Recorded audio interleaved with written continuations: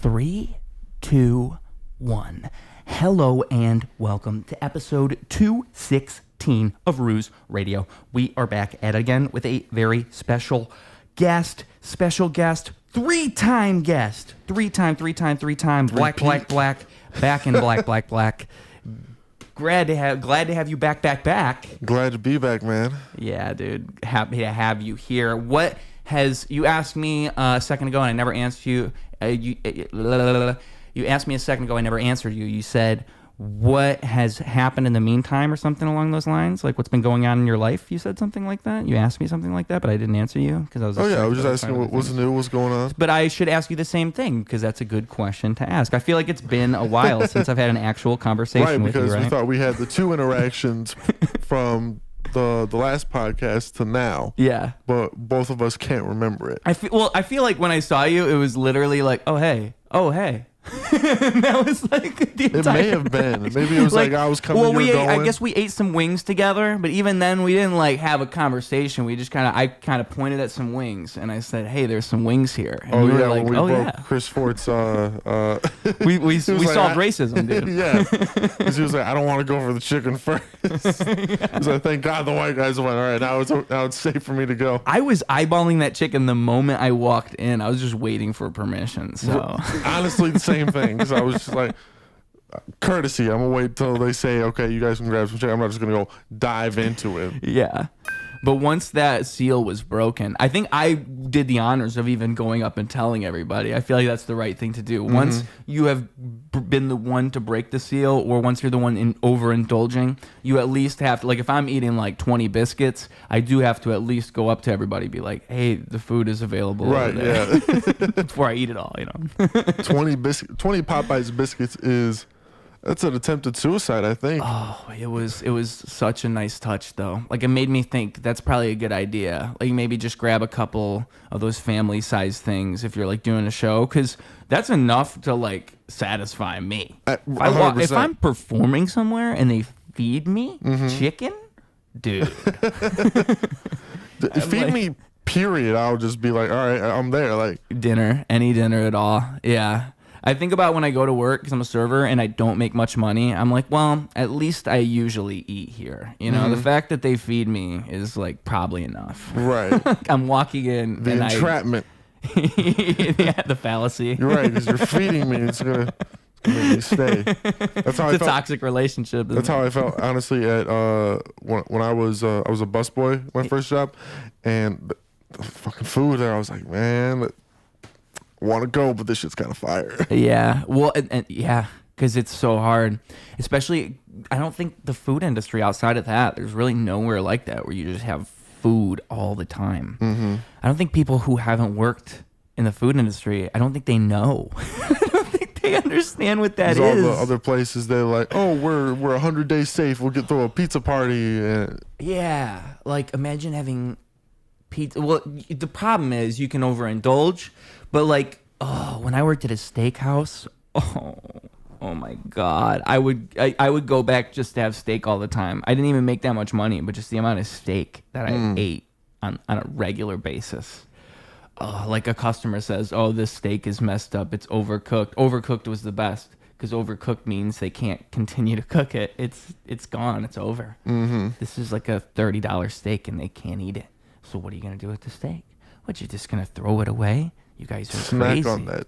Yeah. And like, there would always be like the one manager who is crazy enough to be like, "No, you're going to throw it away." Mm-hmm. Oh my God. Her name was literally Susan. I thought that's like an alternative to Karen. Like, I just thought it was funny how that works. Karen like, adjacent? The Karen adjacent woman, of course, was the woman who was telling me I can't eat this steak, that we must waste it. Like, are you crazy, woman? No. I would rather steal this steak and upset you. Like, that's such a crime. Like, there's starving children in Africa. You can go all the way. Like, you can like, sure, yeah. Because like literally, I'm thinking like there's people who don't have food. Are you serious? We're just gonna throw this out? You're gonna throw this steak oh, it's steak. Right, It's this not shit even ain't like we're cheap. talking about like, bullshit ass food. Like if it was just the side of mashed potatoes or something. I'm talking about like a steak. Right. Like a steak, you go to the store, a steak costs like $10. Like to make it yourself. 13, 14 now. Yeah. So that blew my mind that people even think that way. Because again, like the food industry is just like that. It's just so much food. And I think there's so much of that goes on where it's like someone says there's something wrong with this, or just mistakes are bound to happen, and so there's always going to be extra food. And like what I've learned being in Chicago is that there's something that like white people don't do, but my South American coworkers love to cook, dude. And like white people don't really like cook for their coworkers like South American people cook for their coworkers. I can't explain it, but they'll be like they'll just be cooking some like amazing like dish I've never seen before. Right. And I'm like, what even is this? And they explain it to me and I still don't kind of understand, but I eat it and it's amazing, And I think I just like Mexican food is what's going on. No, because you're not wrong, because I remember, right? You can't really, if a white person came to work and was like, hey, I made this, I never really try it. I'm like, it can't be that good. But because I do work with a lot of Hispanic people, if they bring in something, I'm like, let me see what that's like. Because they'll do like it's Memorial Day, or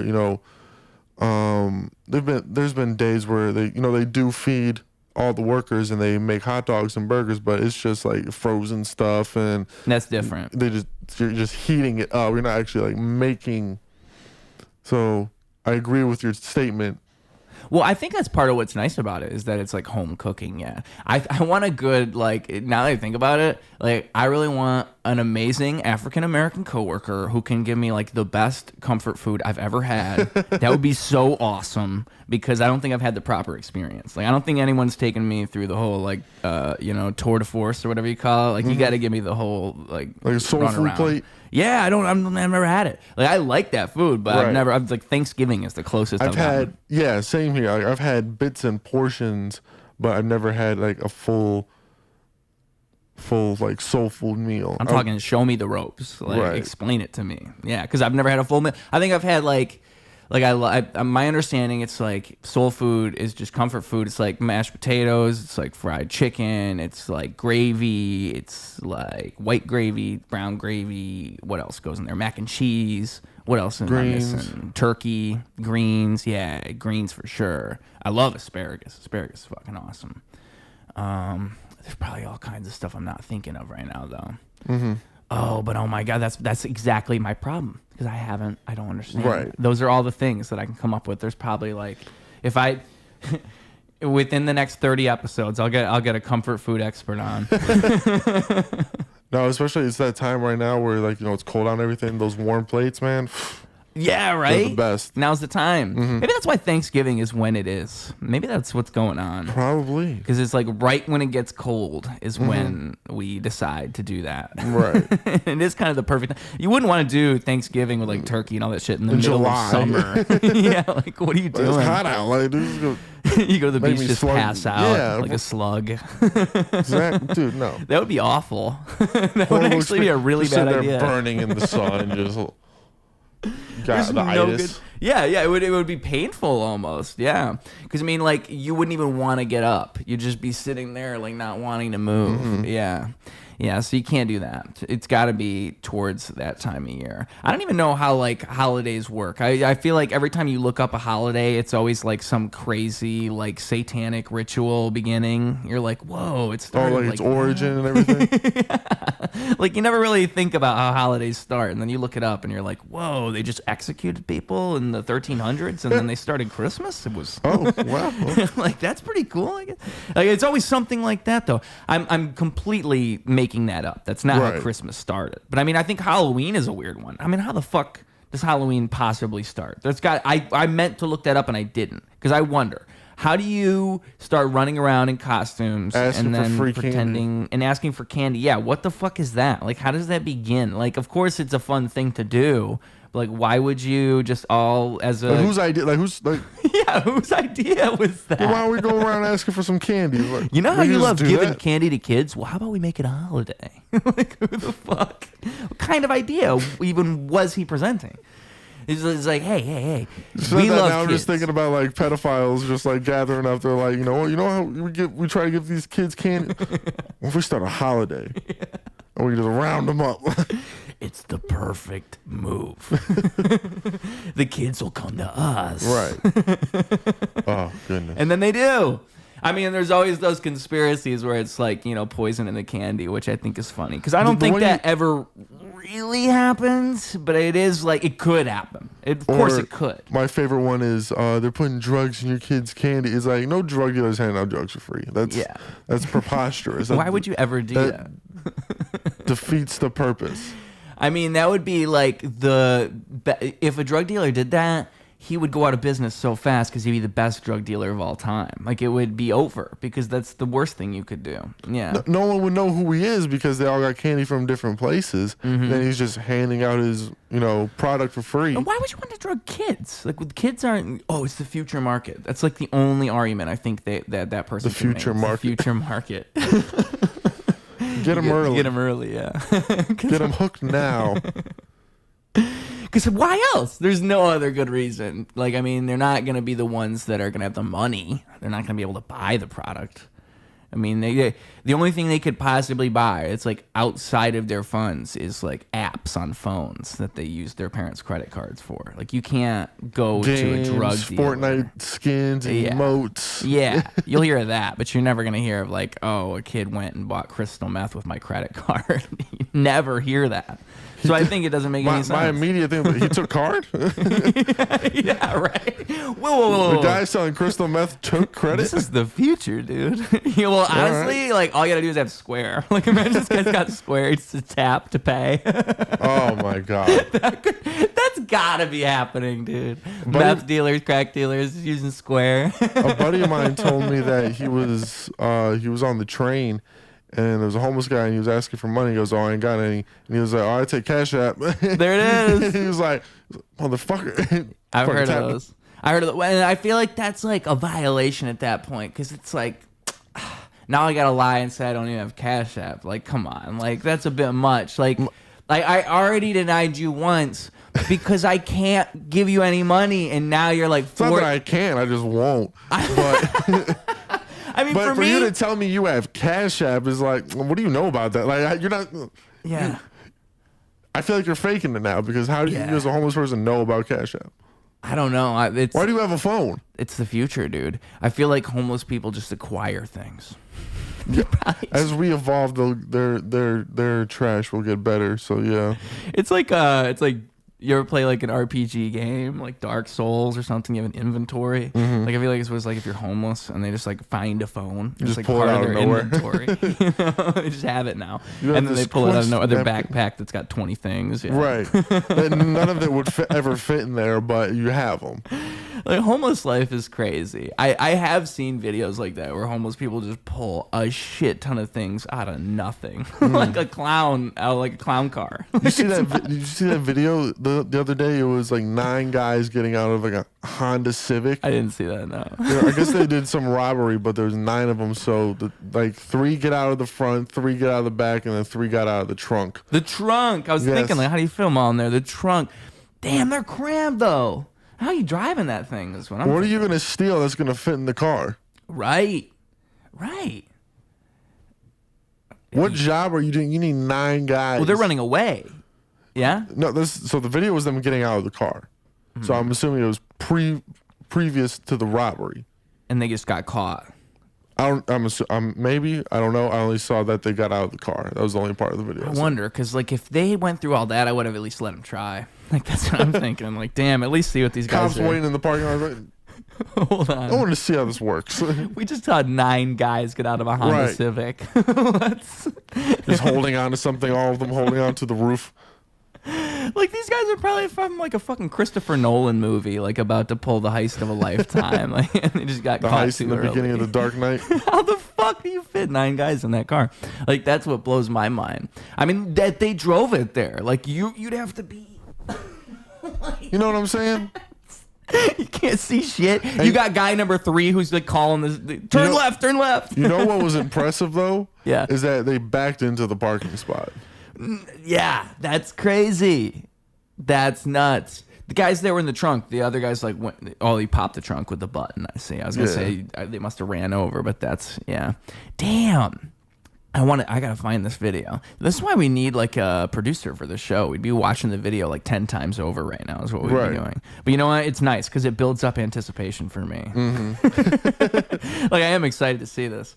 And like I don't think there's many good examples of fitting a bunch of people in a car that's not like fake. Like how many times has that really happened? I saw a video yesterday. I can send it to you. It was a guy. It was like, I must have been Russian or some other language. And they were rolling. They were like on the 10th floor, the 20th floor of a building on the balcony. And it was like a jug of liquid or something. But it looked like it weighed 30 pounds. Who knows? And they roll it or they throw it off of the edge. And it lands on a vehicle. And they throw one, and then they throw another. And they're just laughing, and they're doing that. And then they go down, and they're looking at it, and they're showing the damage and all this. And then the video cuts to them driving that car to somewhere else. Like, they just threw this shit on top of it and destroyed the car. And then they're driving it to this other place. Okay. And that was the whole video. It was just, that was all it was. And I was thinking, like, damn, is this just like Russia? Is this what happens in Russia? Like, are the legends true? Is this fucking it? Because it was just one of those wild foreign videos. That's all it was. It was just two guys throwing shit off a balcony and then driving the car somewhere else. I guess that's. And the twist of the video is that they drive the car. Of course, the whole time you're thinking, oh, it's just this abandoned car they're destroying, and then they drive the car, so you realize, oh, it's their car. This is how we have fun. Yes. Yeah. Right. Fuck up car and drive. Yeah, because I have no idea what the fuck they said throughout the video. Too. Oh yeah. Yeah. But I felt like I got it. I felt like I understood the essence. like the guy mind being like, I get what you're doing. Yeah. Like, well, you know this shit box that we have? Let's fucking, dude, I got the perfect idea. Like, that's probably exactly what it was. We have this shit box car that sucks. Let's fucking, I got the perfect thing we can do. Let's throw this shit on it and see if we can drive it home. Like, that's all it was. See how far we can get. And then they pulled it off, and then they managed to drive it home. So it's a great video. I mean, I think the only other like videos that satisfy me in such a way, and I haven't seen them in a long time, is those Dude Perfect videos. You ever watch those ones? Oh yeah, where they're making all the trick shots and shit. I feel like their prime was probably so long ago. That had to be like 2016, 2018. Yeah. Like, dude, they were doing crazy shit. Like I think that's the problem, is they peaked so early. They were doing the coolest possible things you could possibly do with the basketball. Throwing a basketball out of an airplane. What's that? Yeah, you run out of ideas. Like it's like if you were doing Avengers and you like peak, you have Thanos try to fucking kill half of humanity, and then what are you gonna do now? You have to do like whole multiverse, and then what do you do after multiverse? You can't do anything. It's like they peaked. They threw a basketball outside of a spaceship and it landed on Earth, and now you can't do anything else anymore. I feel like with the Avengers movies, they should have waited a few years before they started again. You think so? Like, yeah. Well, I think part of the problem, I think where they really fucked up is that they went to TV shows because everyone thought streaming was a thing, and they just completely abandoned the format that worked, which was movies that people were going out to see as like a cultural phenomena. Because when you make it shows and you extend all these stories that could have been movies into TV shows, you're taking this 2-hour thing that's like, you know, kind of interesting, like the WandaVision thing or like Loki or like any of this, or She-Hulk. She-Hulk probably could have been a movie, but like you turn it into this 7-8 hour show, and so much of it's filler, and the people who even like it probably could tell you it's filler, and that's just what it kind of becomes, and that's what they just kind of hoard themselves out in that way. And I feel like Marvel, it's sad because I really think up to even Avengers Endgame, it's still all good. Like, for the most part, it's good. It's not even that bad. There's bad aspects to it, but it's like, ultimately, it's all right. And then after that, it just kind of falls off in my mind.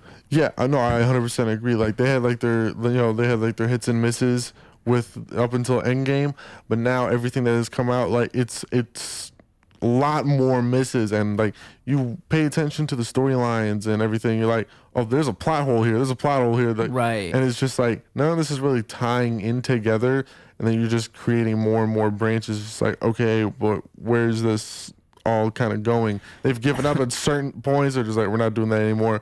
Kevin Feige, he was like, with the Disney Plus stuff, he was just like, yeah, we were just met with a high demand, and so he said that in an interview. Yeah, or one of those like panel talks. Yeah. That's when he. What time is it? 20 minutes. Yeah. There it is. Wow. Did I say 20, 30 minutes? Is that what I told you? You said 20. That's crazy, dude. Right at 20 minutes. Oh, fuck. So, yeah, he was like, we were met with such a high demand by Disney Plus to put out stuff that we kind of just, I guess he was like, we kind of half-assed it and we just put out whatever. And so a lot of their movies now have been like hit or miss. And then I think like quantity over quality, kind of. Yeah. Yeah, because I mean, like I'm saying with the shows aren't even bad concepts. It's just that they would have made better movies, especially things like, I think, WandaVision or Loki. I liked Loki the best. I mean, Loki was a good show, but I just feel like the whole thing is like, I think what all these shows were. It was like you'd start it as a movie, and then they're like, oh, we're doing shows now, so let's just take this idea we had for a movie and transform it into a show. Because I think people were always talking about a Loki movie. I think that was always like up in the air, and people would always, I mean, Loki was like a fan favorite character of the Thor universe, and then of course Avengers, and then what they did with, when was it? It was either Endgame or before that. But they did that whole plot thing where you have it hanging. Loki just disappears into with the Tesseract or whatever the fuck. Oh, that was Endgame, yeah. Yeah, so he has it and he disappears, and it's a hanging thread that no one knows what that is. So I think at the time that meant Loki movie, and then that becomes Loki show. I think that's how most of that stuff went. For better or worse, right? Because some of these shows, they have good moments. Like, it's not like they're bad. But even the Loki show, season 1, I want to say, ends with that whole thing with, okay, so Kang is going to take over. He can control anything. And then they just fucking completely abandon that and retcon everything. And so now you have to, like, I think that, and it in retrospect, because it turns out that those allegations just get completely dropped and nothing really turns. Yeah, that white lady was lying, saying Jonathan Majors attacked her, did whatever to her. And like, you know, it just, in my mind, that makes them look worse, because now you're just you fucked yourself for no reason. Like, you took this thing that had potential that people were into, and then you completely abandoned ship because it looked more socially acceptable for you as a company. Like, this would be the safer move for us as a company. That's why you would do that.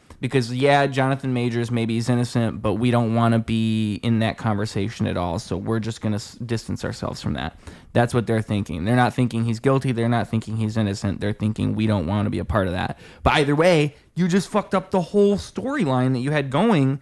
That's like the only thing that's like post-Thanos that makes sense. So now it's like Doctor Doom with Robert Downey Jr. And I feel like that's just going to be fan service 100%. Yeah, because what else is it? You're bringing back Robert Downey Jr. and then you're bringing back all these actors from like the X-Men movies, the old Spider-Mans, all these actors from the previous Marvel movies. And No Way Home showed them. Like, that's a good formula, right? Like, bring people back. All the money. I was like, yeah, but then it loses its integrity a little bit, because like, okay, you're just doing the cash grab, right? And everything's a previous IP that's already working, and that's what everything already is now everywhere. So it's no surprise. Like, there's no risk in it.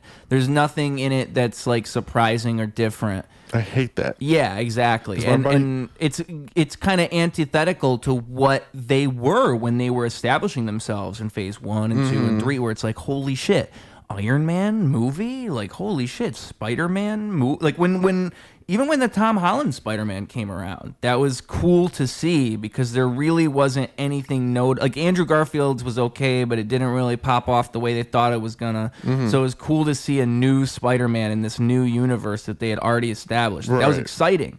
And there's none of that in this new movie. There's no like, oh, look, it's this new person that we're excited to see. There's a couple, but it's from these fucking shows that we haven't even seen. Right. Like, the only one that I've been excited to see was the Fantastic Four. Right. That was a decent movie. I'm looking forward to seeing Blade if it ever gets made. I think that's the whole thing. I think since people were talking, again, they just go off of what people say about the movies. And I think since he was in the recent Deadpool, like there was that whole cameo scene. I think since people responded to that, they're gonna do another Blade movie. I thought I heard that. I could be wrong. No, so the new Blade movie is supposed to be like the new Blade. It's supposed to be Mahershala Ali, and I think he's a great actor. Yeah. And so I was like, oh, this is gonna be fucking awesome. But they keep pushing it back. There's production issues and just all this other shit. But so yeah. Yeah. I don't know. Superhero movies in general, they're in such a weird spot like right now. Like it's weird because you don't know if they're gonna turn around or if it's just over. Like that's really where it's at. I think it's DC's over. trying to change things. They're doing their best, but I think DC might work though, because I did see the Superman movie and that was a pretty good fucking movie. You liked it? Yeah. I've heard a lot of mixed reviews. I don't think I'm gonna like it. I haven't watched it yet because I have a feeling I won't like it, but it's for different strokes for different. Like it seems more like a fun comic book movie, like fun take on Superman, right? Like it's just like more like Guardians of the Galaxy, like wacky, silly Superman. Would that be a good analysis? I haven't seen it, so I don't know. What did you like about it? A little bit. It was lighthearted. It was very colorful. It did remind me of the Guardians of the Galaxy movie a little bit. Yeah. And you know that it has a serious tone to it. Okay. But you know it is a good story, but there obviously is some comic relief to it. Yeah. In certain scenes, which typical for a James Gunn movie. But I thought his movies were gonna eat shit because the Suicide Squad, the second Suicide Squad movie, I didn't like that at all. Oh, you didn't like that? No. But then, because again, I've heard that the opposite. I've heard a lot of people like that one. Like, and I haven't seen it, so I don't know. But I don't like it at all. But the Superman movie, you might not like it if those are. Do you like Guardians of the Galaxy? Yeah. Okay. I see. Yeah, I feel like it's my bias with the older Superman movies. I feel like that might be part of it. I'm used to like serious Superman, and so I'm looking at this like that's not my Superman. That's how I feel about Batman. Which one? Well, I liked him in the Batman, the newest one that came out. Oh, like Robert Pattinson Batman. Yeah. But people were like, it's too like brooding and dark. I was like, a little bit, but it fits the character. Yeah. And so when you look at other Batmen, you don't like them as much as that one. You're saying, like, you don't identify with them as much. I like Christian Bale's Batman a lot. Yeah, me too. I think his casting was perfect for Batman and Bruce Wayne, because Robert Pattinson does a horrible Bruce Wayne. Yeah. I feel like he kind of defined the character in this way, where it's like now you just look at it differently. I mean, it's crazy that him and Heath Ledger both did that in the same, like, well, I guess technically he did it in the movie before, but just the same saga, you could say, because they really did. Like, you can't even look at the characters the same. And Jack Nicholson did that with the Joker before that, so no one really thought anyone could do that with the Joker anymore. And I think, I don't know. I feel like earlier Batman, you can't look at them the same way because they don't seem as serious. It kind of seems more goofy. Right, yeah. like the Clooney and Kilmer. And I think that's why I look at the Superman movie that way, because I feel like Guardians of the Galaxy, it kind of works. And I just don't know about approaching a character like that. Like, what if you took Batman and you made it a bunch of jokes and you make it goofy? Like, is it the same? I don't know if I'd like that. Yeah, exactly. And so I just get kind of scared. Like, what if that's the direction we're going to head? We're going to make everything goofy now and make it fun, because that's what people are buying and that's what the studios think is good. But I don't know. I wonder what they're going to do with their Batman when they get around to making it. Oh, right. Well, is it still... No, they're probably going to change the actor, right? Because I thought it was, what's his name? Not Matt Damon. Dude from Good Will Hunting. I'm forgetting his name. It's Ben Affleck? Ben Affleck, yeah. He's not the Batman no more. So who is it? Who's their Batman? Oh, they don't have him. So James Gunn's universe... Oh, because they're rebooting. Yeah, so James Gunn's universe is all separated from Robert Pattinson's. Oh, so it's only his universe. Oh, what the fuck? See, exactly. So it's all confusing. So it's all going to be just James Gunn's universe, and then the Robert Pattinson universe is completely separate. Yeah. And the Robert Pattinson universe doesn't have other characters, though. Like, they don't have Superman and all these yet. They might or not. No, I don't think so. I think it's just going to be strictly Batman. Yeah. Yeah, I think it's more interesting if they just keep it like that. Because I think he's just going to do a trilogy like how Nolan did. Yeah, I think honestly, heading in that direction would be more interesting for Yeah. just these movies in general. So the 'Cause next it's one's too much supposed to- universe, too much context, too much everything. Right. Next Batman's supposed to come out next year. Okay, and Batman 2. Yeah. And the villain in that is They haven't confirmed it, but I think it's gonna be Hush. Hush. Yeah. Who the fuck is that? So it's a guy. His name's Thomas Elliott, Okay. and he was basically a kid who grew up with Bruce Wayne. Basically, kind of had like the same life, but he wanted the money, and so he tried to get his parents killed and inherit the money. No good. And his dad and Bruce Wayne's dad saved the parents' lives because he was a doctor. Ooh. At least that's the story I know. I know in comic books it can be different. But that's the story I know. And so basically he tries to become Bruce Wayne by cutting off people's faces and making Bruce Wayne's face. Oh shit. And he wears like a raincoat and like he wraps his face in bandages. Motherfucker crazy. Yeah, he's basically like a serial killer murderer. Oh, I didn't even know they did anything like that in Batman. Mm-hmm. Damn, that's a good one. That would be cool to see in that universe. Well, because the whole thing is that it's like a detective Batman mystery. Right, that's what I like about it so much. Yeah, yeah. See, I have this thing, and I just think it's a me thing, where sometimes I'll watch a movie, it'll be a good movie, and I'll be so tired. Like, I'll be so tired that I'll be watching the movie, and I'll be like this. I'll be like fucking, and I can't watch the movie, and I have to eat. If I'm smart enough, I'll turn the movie off and I'll come back to it later. But sometimes, every now and then, I'll blame the movie. And I've had a couple times where like it's happened to me, where like Doctor Strange, this happened to me in theaters. Like I think I stayed up till like 6 a.m. the night before, and then I had to watch Doctor Strange with my girlfriend the next day. It was like a prior engagement, and so I remember like watching the movie, like falling asleep, and I remember watching it again like 10 years later, being like, "Holy shit, I've never seen this movie. I've never seen it." And so it makes me wonder if that was what happened with me with the new Batman, because when I watched it, I thought, "This is so boring. I'm falling asleep." It is a long movie. And I think it's because it's long and I was tired. I think that's what happened. I think I might like it if I was in a different state of mind. Cause, you're awake. yeah, because it's a different Batman. And like from my understanding, the idea is like it's like kind of like Seven mixed with Batman, right? It's like, you ever see the movie Seven? Yeah. So because that's kind of what I've heard people describe it as, and that's kind of what it felt like. It's like Batman, but more like Batman's a detective, and he's solving a mystery, and it's like a murderer. They based the Riddler off of the Zodiac killer. Exactly, and that's, exactly. And Seven was followed up by Zodiac, which is also an awesome David Fincher movie. I think I like Zodiac more. Oh, they're in the same universe? Not in the same universe, but it's like, I want to say it wasn't even that long later when he made it. It was only less than 10 years later when he made Zodiac. I watched Zodiac not knowing the story of the Zodiac killer, so at the end of the movie, I was like, well, when are they going to fucking catch the guy? Like, it just went to credits after the gas station. I was like, well, did he fucking do it? I was like, what happened here? This shit's pointless as right. fuck. But I didn't know they never caught the guy. Yeah. Yeah, it's like that's got to be a great feeling as a murderer. to never get caught. You feel like Tom Brady. I mean, like, you never caught me. Who's the other guy?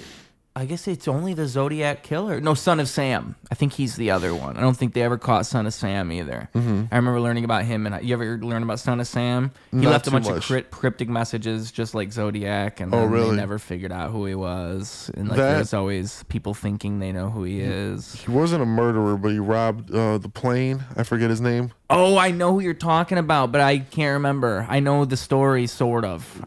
You're ringing a bell in my mind. Fuck, I wish I was remembered was it cocaine related or something? No. No, he was. He robs a plane and he jumps out. Yeah, so he told the stewardess that he's got a bomb in his briefcase.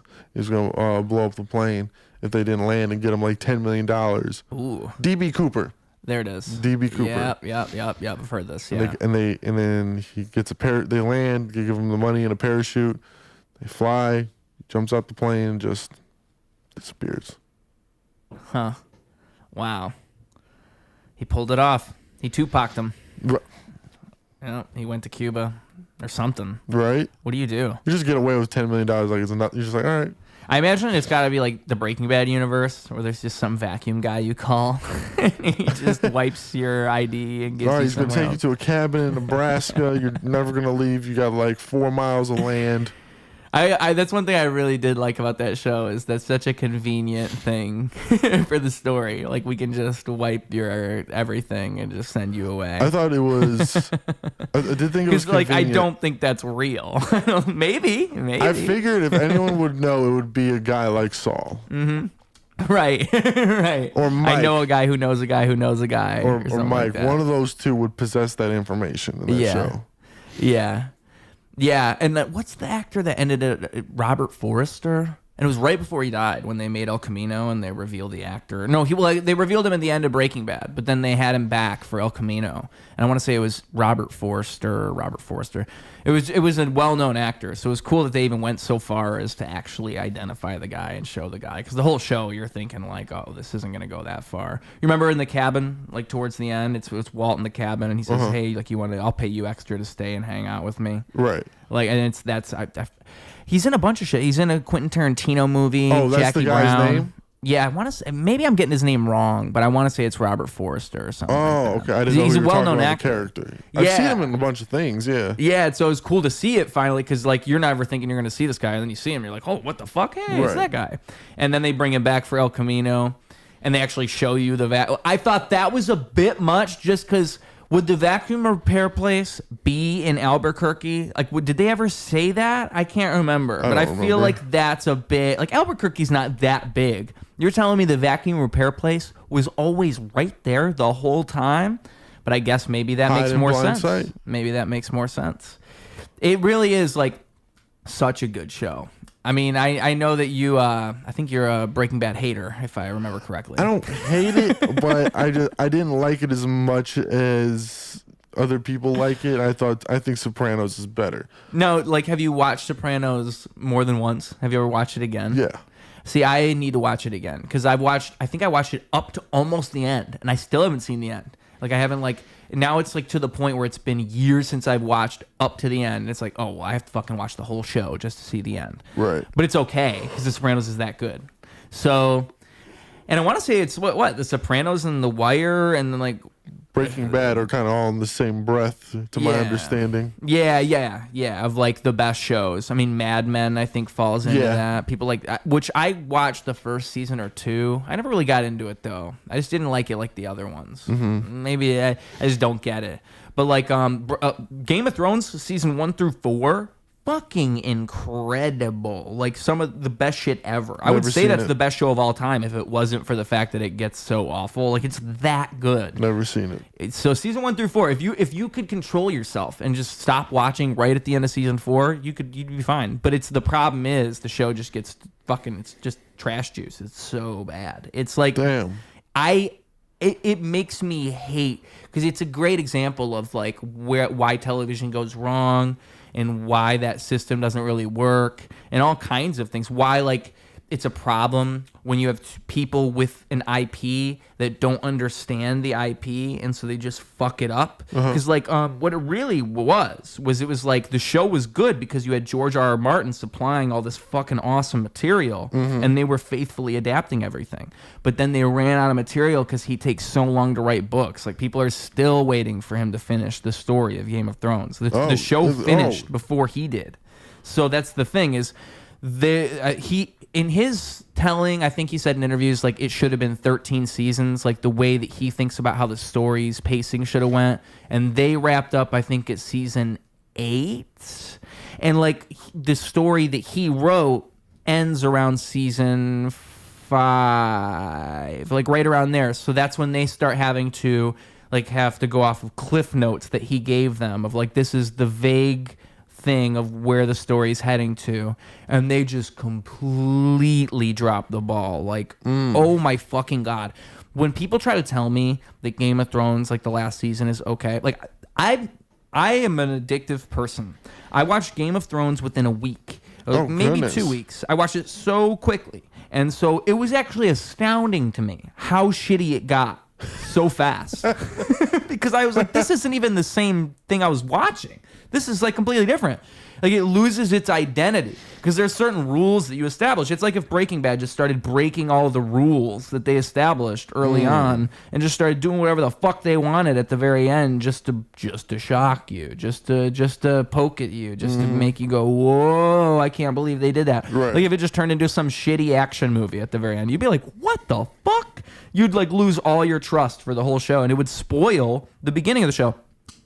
I mean, like, just one minor example is, like, the show has this thing where at the very beginning, it's like the running mystery of the show is there's the very first thing you ever see in Game of Thrones, and it's the first thing in the book, too, is there's these White Walkers that are beyond the wall. So there's this wall that they have built, and then beyond that wall, there's these creatures that, like, fucking kill you, and they're, like, mystical creatures that we don't understand, and they just exist beyond the wall. And it's, like, a whole different society, and we don't understand them, and they're ruled by this Night King guy.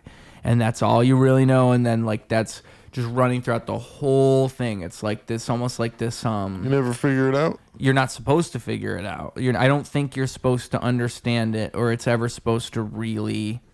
If it comes to a culmination, it has to be like really fucking good because it's what's the word I'm looking for? I don't want to say Lynchian, but it's like when there's a giant monster that you don't fully understand, and it's the mystery of it that is what makes it scary. There's a specific word for that that's not coming to mind. Lynchian's good enough, but that's the idea. Is you have this Orwellian is different because that's the that's like 1984. It's on the tip of my tongue. Whatever it is, you have this monster. And the whole thing is that it is meant to scare you because it's a mystery. And so I think like by the end of the show, they wrap it up in the fucking... Dude, I don't want to spoil it, but it's so stupid what they do. They like do this big episode where the White Walkers are all invading and it's the final battle and... People like this episode, and there's people who will tell you it's good, but it's the stupidest shit I've ever seen because it's so like there's a dragon battle. There's like a whole like dragon battle where it's one thing that's so stupid about all of this is at the beginning of the show, season 1 through 4, they've established like anybody can die at all times, and if you're in a dangerous situation, you can die because these are like real stakes. Right now, you see this dude having dragon breath being fucking blown at him, and he's just behind a brick wall, and he's somehow good. Like, bro, like this is crazy. Like you just broke all the rules. It's like if Breaking Bad, you would just get. I think the Hank thing was the closest they got to like breaking their rules and doing a bit too much with like a character surviving something, right? Like Hank probably should have died when those two guys are coming at him. The twins, yeah. That's kind of a little bit unbelievable that he survives that because you make the twins so murderous and so crazy, and then somehow Hank survives. But that's the closest they got. Whereas, like, imagine if they just did that over and over in Breaking Bad. You'd just fucking hate the show. You'd be like, oh, this isn't the same thing. Dude, Game of Thrones makes me so mad. It makes me not even want to watch shows. So I think, and that's why I say Breaking Bad spoiled me. Because I really think Breaking Bad, Sopranos, The Wire, these are like a few of the shows that like you can watch and be happy with. And you don't have to worry like, oh, it's going to change. It's not going to be the same. A show I've been watching, The Chair Company. The Chair Company. Have you heard of it? No. Dude, watch it. It is the most ridiculous show in all the best ways. What's so good about it? So it's got Tim Robinson. Okay. But it's not like his other show. The Detroiters. I thought Tim Robinson had a sketch show. No? Does on he? Netflix? I thought he did. I don't watch it, so I don't know. Oh, I don't know. But so he's the star, and this is his show. And basically, he works as like a branch manager for a mall. Okay. And they have this big unveiling ceremony where they promote him to the boss and everything. Does his little speech. He goes to sit down in a chair. The chair breaks in front of all these people. And so no one's like kind of like laughing at him, but it happened. And he's one of these like very particular guys. And so he looks up the Chair Company. He gets a hold of their customer support. He wants to make a complaint and be like, hey, whoever's manufacturing the chairs needs to be on their job, paying attention to it, and basically goes on this wild goose chase of reaching for a conspiracy theory.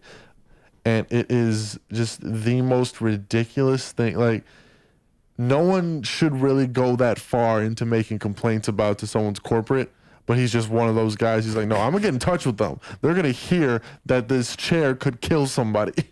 Yeah, it's a good concept, too. It's like the ultimate Karen. Like the ultimate Karen. Like the Karen that never gives up. Peak Karen. It's so ridiculous, but it's Is it like so a sketch? No, it's like it's a real life show. Whole show. Oh, okay. That's a good one. That's a good idea. I've been trying to think, like, I've been thinking lately, like, it would probably be a good idea. If I have, like, a good idea for, like, a sketch or something like that, I should probably write it down. And wouldn't it be a good idea to write those down and, like, have those? Like, sketches. Because, like, this is what comedians do. And I feel like sketches are almost, like, safer than stand-up. Because the sketch you can curate and you can just make a little funny thing. Stand-up's, like, a little bit more scary than a sketch. I feel like I could do a sketch. I just did one Sunday. I was out here at Lincoln Lodge. I was shooting a sketch. I didn't know. I wasn't, like, super familiar with the concept either. It was about performative men. Have you familiar with the term or? Oh yeah. Well, I know a little bit about it. I'm not super familiar. You might want to refresh my mind. For the viewers who aren't familiar with the performative males. So it's basically a guy who acts like deep and meaningful and in touch with like his feminine side to appease a woman. Oh, okay. Yeah, so it's like a pick-me, like the male equivalent of a pick-me. Yeah, like you're saying like, oh, you read all the time, and all this other shit. But so I guess that's what it was. They were doing a sketch about it. I told them, I was like, you guys could have just said act like Brian Griffin from Family Guy. I would have known what you meant. I would have wore a better outfit if you'd have. But just told me that. after like researching like seeing other videos of how these guys act, like looking back on the sketch, I was like, okay, this is actually very funny. Yeah. You mean like the people who did the sketch? Yeah, and like what they were trying, like the scenes that they were trying to do and everything. Right. I was like, oh, I get why this is funny. Right. Yeah. Right. Yeah. The first time I ever did anything with anybody in the Chicago comedy anything was when I went to the Glenwood open mic, RIP. And I went over there and I rapped, and then right when I got off stage, James Najjar said like, "Hey, stick around. I want to do a sketch with you." And I was thinking like, whatever, okay. And then I filmed the sketch with him, and I remember he tags me in it and all this, and I look at it the next day, and I just remember like seeing like the amount of followers he has and just the type of shit he posts and being like, oh, I get what was going on. Like, I thought this was just some random ass guy, like, who had this, like, random ass idea. Like, if somebody just walked up to me and went like, hey, let's just do a thing, I'm thinking nobody's going to see this.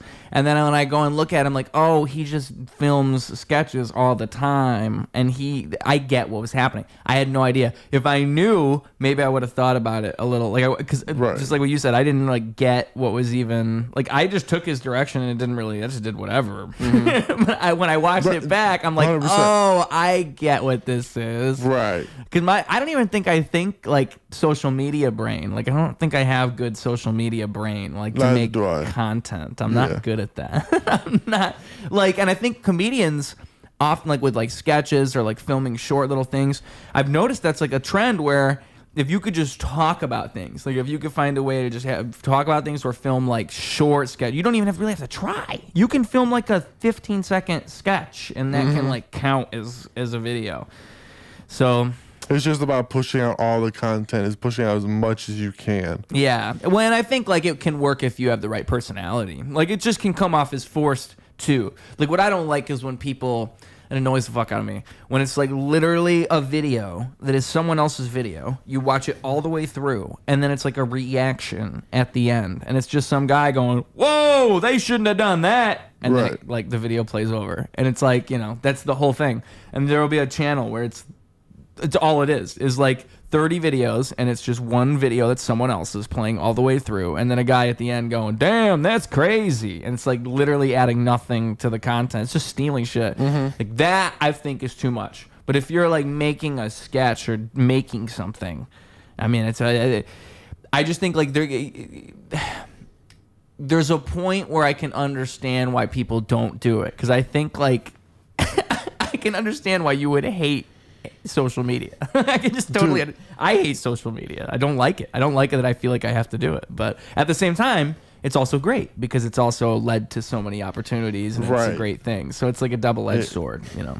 Because I truly hate it. I 100% agree. So much. I just the constant having to post and everything. And just I think it's the constant presence thing that bothers me. I think it's I have the fact to be stuck to my phone. I don't like being there. I like, you know, I'd much rather enjoy like the real world, going to an actual comedy club and, you know, telling jokes there, you know, gaining audience from there. But everyone's on their phone now, so it's like you got to post everything there. And you have to get people to follow you or else they won't even remember you. Because I think their brains are built that way. Whereas, like, I feel like in the world of the 90s, of the 80s, where it wasn't like that, even the early thousands, I mean, the whole 2000s, really, because I don't think phones really popped up until the late, like 2008, 2009, iPhone. I think that was where it all changes. People are more likely to, I mean, discover things differently. Like find an album at a record store. Like, oh, there's this comedian I liked and I've heard his specials and that's why I like him. Or it's not like social media where I've seen 2 clips of this guy and like, it's just so different the way people are discovered now. And for better or worse, but I think it's so much worse just in the sense that I think people are used to, I think it translates formats in so many different ways. Like it kind of spoils the format of a lot of things. I think it's why you see crowd work become the thing it is, or it's why you see music in general become the thing it is, where everything's kind of more soundbite-ish and not so much about like my favorite music is the pop music from the 2000s. Like I think pop music, or at least my favorite, like the music that I connect with, I'm like, damn, this takes me back, bro. Like even hip hop from the 2000s, it was just different, dude. Right. It was just different, and I think it's more like soulful in this way. Like music kind of lost its soul somewhere along the way. I don't like where music's at right now.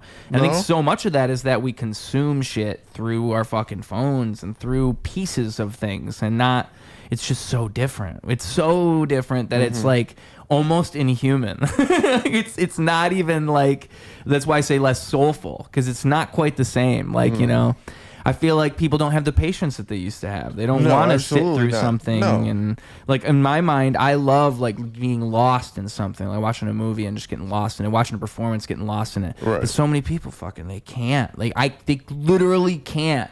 Like they could not sit there and watch this thing for 40 minutes because like that's too much. That's how I felt. Crazy. I went to go see Anderson .Paak, and that's how I felt, because like I was just watching. I was just there for the shows. I didn't record a set. I didn't record anything. I was just like, I'm here having a fucking blast. I'm just like soaking it in, taking it in, like the actual experience of it. Not just. And recording, it's ultimately kind of pointless. Like when you really think about it, like what's the recording?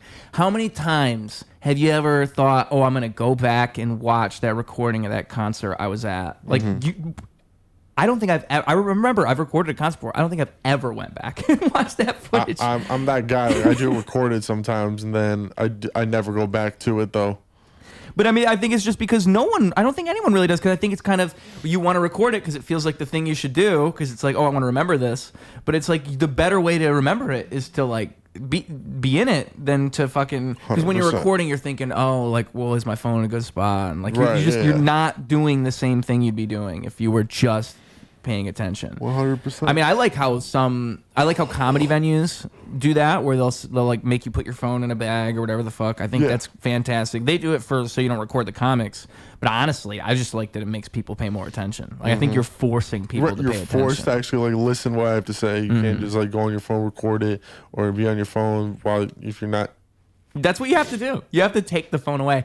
Childish Gambino did that a while back, but that was when he was doing new music and he was trying. I think like it got leaked still somehow. Like somebody fucking. People always find a way. Smuggled some recording device in, some sunglasses. You push a button on, and they got them now. So yeah, but still though, I mean, it is like that is the move in my mind. Is like because otherwise. people, I think like that's the problem with phones is the fact that they are I think it's like Pandora's box. You give people too much access to everything all at once, and they just can't stop themselves. No. It's right there all the time. It's right there. I mean, it's crazy to me. I think about that when I'm on the train. Whenever you're on the train, you look around. How often do you see a full car of people sitting like this, just looking forward? 0% of the time are you going to see that, because people are looking down at a phone. If they're not looking at a phone, they're looking at something else, maybe. Right. But 90% of the people you see are going to be staring down at the phone. 99. And you can't even blame them, because it's like we all do this. But I just think like if it's because it's an option. If it wasn't an option, that would not exist, and it'd be a whole different world. That's why it was a different world. I hate phones and I hate social media. I really do. But I also think they're the best thing ever, because otherwise I probably wouldn't have you here right now. So It's just such a weird thing, because I really, really think like a lot of give and take. General, well, I think what the real problem is like social media is so monetized, and I don't think it used to be like that. I think in like the early stages of Facebook and Instagram, and before all this stuff got monopolized and all this, it was different. I really think like as an artist, it was different. You could post on there, and there was like hope in that. Mm-hmm. You could get somewhere on social media, and now it feels like everything's pay to play on every single platform you go to. I just don't think it's the same as it was when it was like this beautiful frontier. I don't think kids know what the internet used to be. Like this internet now that we have. I think it's different. Ask the kid, you know about analog? And they're like, what? Yeah. I still remember AOL dial-up sounds. AOL. That shit was... It was like fucking crazy sounds, dude. And that was just so I could play like a flash game that would take 20 minutes to load. Right. Like I remember those days. But that was almost better. I'm like, at least I had a childhood. At least I went outside and did things. Yeah. Because I had the choice. I had no choice. I had no choice. I had to go outside and do things. Right. And again, like it was when the internet was just getting started. So it wasn't like I could film like stupid TikToks. It was like I could film like dumb little sketches with my friend for YouTube. And like I think I had discovered like Whitest Kids You Know and stuff like this when I was like 10. Like that's the type of stuff I was thinking of. So that's good. That's different than like I feel like watching like a guy prank a guy at Walmart and then like thinking that's... I don't think kids, like, I think if you ask kids, like, what they want to get famous for, like, what their talent is, their hobby is, I think most kids have no idea. Because, again, it's, like, just so... What the fuck is, like, social media doing? It's, like, telling you just need to get followers. That's really what it's telling you. So if you ask a kid, like, what they want followers for, they have no clue, but they do want followers. I feel like kids just in general, I mean, if you ask high schoolers what they want to be, the answer most of the time is going to be, they're unsure. Yeah, so it's kind of a constant, right? But I feel like the force in hand where they'll want to be, they want to be like streamers or something like that is just because that's what's popular right now. But you know, again, they don't know what they're gonna do, and it's just they just want. I don't know. I just don't think they have as many good role models or like good, because what you need is like something like that. You need somebody who like has a direction to give you a fucking like. I think streamers and all these people they don't really do anything. Like if I'm hanging out with people on a stream all day, like what does that tell like a kid if they just watch Kai Cenat like walk around all day? If you watch a guy play video games all day, like what kind of role model is? And I'm not saying those things are inherently bad. I'm just saying like when that is like the tip top of entertainment for kids, like what is going on, dude? Because weird. I think it takes creativity out of everything because like you're not doing nothing. Yeah, and like and I've always looked up to musicians and artists and comics, like comedians. I've always looked up to people who are like thought provoking, and so it's just strange to me to see that because maybe it is different. It's a different. It's like you're following a follower almost, and I say that with all due respect to all parties. Maybe it's just the generational gap. Maybe that's with us because you know people probably before us like you're looking up to a comedian, you're looking up to a musician, or like those aren't jobs. We are unk now. We're fucking unk. This is like an unk discussion we're having. But here's the thing, I think unk is just American version of sensei. I like that. See, now that's like an enlightened way to look at it. Right. But maybe that's just so I can keep saying it. Yeah, it's make you feel better, you know, like uncompensation. I do believe COVID probably did have a hand in all like that streaming stuff because it's like, I think so. Think about it, you can't go outside, so it's like, what am I going to do inside? You got to create this environment and this thing where it's like I can have a career by just being inside if I need to. Well, and I think even too, it exposed people to seeing those who they wouldn't associate with that in those environments. Like you see all these celebrities inside. They're doing the news from inside their house. They're doing fucking late night shows from inside their house. Like all of a sudden, you're seeing everything at like the same playing field. And so you're realizing, oh, like that is what the internet is. Like anybody, even all these celebrities, like they are reduced to the same exact thing. They have to film on a cell phone inside of their apartment. Little jail laptop camera. Like you're watching Aaron Paul film a video like that. Like this is not the same thing. And so, yeah, I don't know. I think that I think it, in general, working from home and all that, I think there's benefits to that, but I don't think I could ever actually do that. I think that would fuck me up. Being at home all the time. What's that? I would just hate being home all the time. That's exactly what I think I would get so used to it that it would make my life this perpetual loop that would make me hate being home. Like I don't hate it now, but if I did it 24/7, I would hate it. I would be like, what the fuck? Like I don't even go anywhere, do anything. It's like a prison that I've inflicted upon myself. Like it would be nice and all. Like I've always thought, even if I was like famous and I could like if this podcast was self-sufficient and I could just do it all right out of here or a studio, I would still probably want a day job like once a week just to like keep myself as like a normal human being if that's possible. You know what I'm saying? Like I always feel like that's a good way. There's got to be something to hold on to not keep you so disconnected from that. But the kids nowadays, that's all they want to do is they just want to be at home. They don't want to have to connect with people. They don't want to have to go outside and like deal or communicate with people that way. And like, you know, be face to face and go out and do stuff. And I think that's a natural instinct. Like I feel like that, and then I do it, and I feel better. Like I feel like I have this like feeling in me, like, oh no, it's safe and comfortable inside my apartment, inside my home. I don't have to go anywhere. I don't have to do anything. Why would I? And then if I do that for like 3 days in a row because I don't work or whatever it is, I feel like shit. I'm like, God, I haven't fucking went anywhere or did anything. What the fuck is wrong with me? Whereas if I force myself. I don't know. I feel like that's got to be the human response. I'd be surprised if these kids feel like if they, when you're a kid, it's different. So maybe, but dude, I don't know. I just feel like we're can't. We're just two cranky old men right now. We're unk. We're fucking unk, dude. We are unk so hard. I'm unking out. Maybe I gotta embrace it. I gotta embrace my unk status. No, I'm not there just yet. I mean, I am technically, literally unk to my nieces and nephews, and they're like 10 now. I'm getting real close. I'm fighting it. Because, I mean, think about it. Hang on to your youth while you got it. Once they're like teenagers, I really kind of am unk. Like, I remember being a teenager and having an uncle. Wow. Right. Yeah. It's strange. Happen, man. When I'm like 40, I'm still gonna not accept it. You know, I'm gonna hold on to this as long as possible. I'm not letting go. I'm gonna be like a 60-year-old man, like walking around dressed the same exact way. I'm still cool. I'm still cool, man. And I think like there's something respectable about that. All right, I'm not letting go.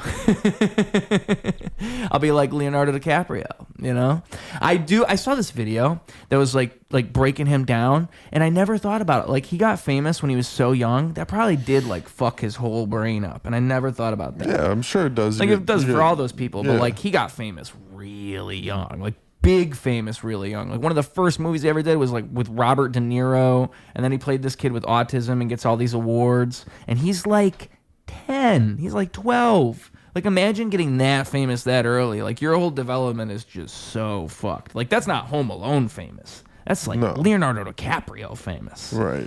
Damn, dude. Because, like, I thought, like, when you connect that with the fact that he always dates 18 to 20-year-olds, it just makes me think, like, damn, this guy's, like, literally in his mind probably fucking Peter Pan. Like, he thinks he's 20. He doesn't exceed past 25. And he really probably fucking thinks he's 25 years old. Like, it made me, I never thought about it that way until the video presented it to me that way. And I was like, you know what? That makes more sense to me. Like, this guy just got super famous really early, and he just cannot grow up in his mind. He really still thinks he's 25. And I, like, see that in me. I'm like, I'm going to be 40. I'm going to be, like, I'm not going to be dating 20-year-olds. But I will be saying, like, I'll be trying to party like I'm 27. Like, that's, right? I'm not letting go. Wow, because I was watching the Eddie Murphy documentary they just put out, and he got pretty famous at a young age. Like, what was it, like 17? Oh, like no 16, way. 17, 18. God, dude, that's how famous did Eddie Murphy get? How fast? I don't really know the story. Dude, it skyrocketed. Yeah. So he was doing stand-up in New York, got on SNL by the time he was like 18, and then... That doesn't even happen... That's like rare in general, right? Yeah, that shit doesn't happen. 18 on SNL. 18 on SNL, kills it on SNL, becomes like one of like the main characters, like the main character on the show. Goes from that to making blockbuster movies where like he was at first like the comic relief, but then he became like, okay, he's like the headliner of the movies now and everything like that. Yeah. He put out both his comedy specials, Raw and Delirious, in his 20s. Right, and those were at the time. I think from my understanding, I think Raw was 22, and then Delirious was 26. And no one was that. Like, I think he set a record for the amount of swear words in a comedy special with Raw. I remember reading that one. Like, he had set the record. No one had swore that much before until he kind of did. like set the new tone for the new generation for it being like, oh, you can be explicit, you can talk about this raunchy stuff, this, that, and the third. Yeah. But then he kind of was also like this like sex symbol in comedy because people thought, wearing all the leather suits and shit. And it's timeless now. That's what's crazy about it. Because I did watch like the first 25 minutes of Raw. They took it off Netflix, so I don't think I can finish it. But I remember I was watching it just thinking like, damn, you could drop this now and it's probably just as good. Because... well, I just think the way that he's speaking, I think like it's crazy because at the time they're going, "Whoa, I can't believe he's talking like that." Right. But it now it just seems like something you'd hear. Oh, yeah. like it's like an ordinary special. Yeah, people talk like that. But at the time you're like, "Whoa, he's talking about whores and buying coke." Holy shit! Because you never heard that in a special ever, not once. One of the things I was shocked to hear, I guess, was that he's not like a big party guy. He's like, I've never done drugs, I never drank. He's like, I walk around with fucking Pepsi. I'm to myself. I don't make myself like the main guy. That is a surprise. I was like, really? Eddie Murphy, like hanging out with like Rick James and all these guys. Right. Maybe it was just what he surrounded himself with. Like he just soaked it all in like a sponge. He said he was like, he just never was curious about it. He was like, I didn't want that for my life. So I was like, all right, cool. I mean, it's always impressive to me when people manage to completely stay away from drugs. Just entirely. Yeah, like Harlan Williams, as far as I know, he claims like no weed, no alcohol, no nothing. Like, and I believe him. He says that. Trump claims no weed, no alcohol. Which, just based on his personality, I believe him. Like, I feel like he's the type of dude who has never smoked a joint once.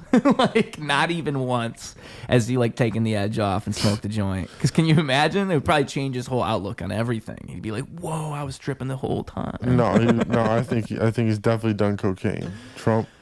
Well, that's the thing. He's probably lying. Oh yeah, because the thing about that is like I want to say it was one of the Hillary debates, but he's out there going like, and I think that she's definitely guilty, totally guilty.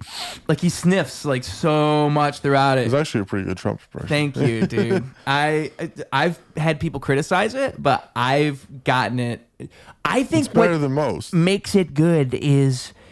It's partially the way that you stretch things out and you make sure it's sort of up and down because it's sort of like a mantra that you're doing. Do you understand what I'm saying? It's one thing I always forget is the breaths. And I've noticed too that the hand movements I also tend to forget the hand movements. I do like the breaths. They do fit in.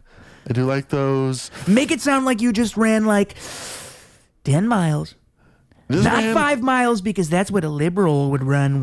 Not 5, but 10. Not 5, but 10, maybe 20. Because I need to work on a Trump impression for a joke I've got. So what I would say is, because I used to do it like Stewie, and I think that's shitty. And like I could never figure out what I was doing wrong. Because I was doing it like this, and I thought that like this was right. But what I realized is you do the Stewie impression, and then you pull it down. You gotta get into the guttural part of your throat. Right, I see, yeah.